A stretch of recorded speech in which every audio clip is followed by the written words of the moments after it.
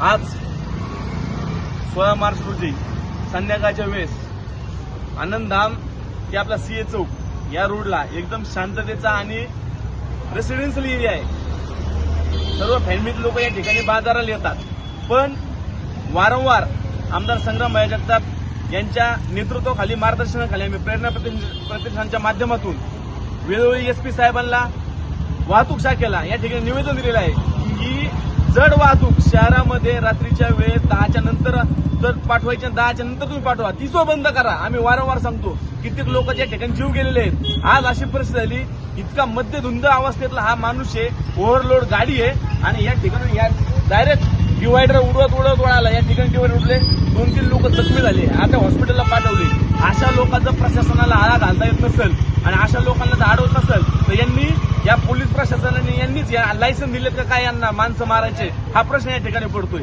आज आम्हाला कळलंय अशा ठिकाणी ही घटना घडली। आम्ही सगळे प्रेरणा प्रतिष्ठानचे लोक या ठिकाणी आलेले आहोत। या ठिकाणी आज तो ड्रायव्हर, पोलीस आता खूप उशीर आले, ड्रायव्हर बघितला तर अक्षरशः त्याला बोलताच येत नाही। अशा परिस्थितीत तो गाडी चालवत आणि डिवायडर उडवत, माणसं उडवत या ठिकाणी आलेला आहे। या ठिकाणी काय करायचंय हे प्रशासनाने या ठिकाणी आज निर्णय घेतला पाहिजे।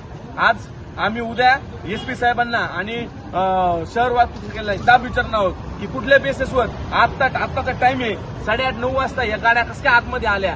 आज एवढे लोकांना उडवलं असतं, एखाद्या जीवितहानी या ठिकाणी झाली असल्यास त्याला जबाबदार कोण हे त्यांनी सांगितणं गरजेचं आहे।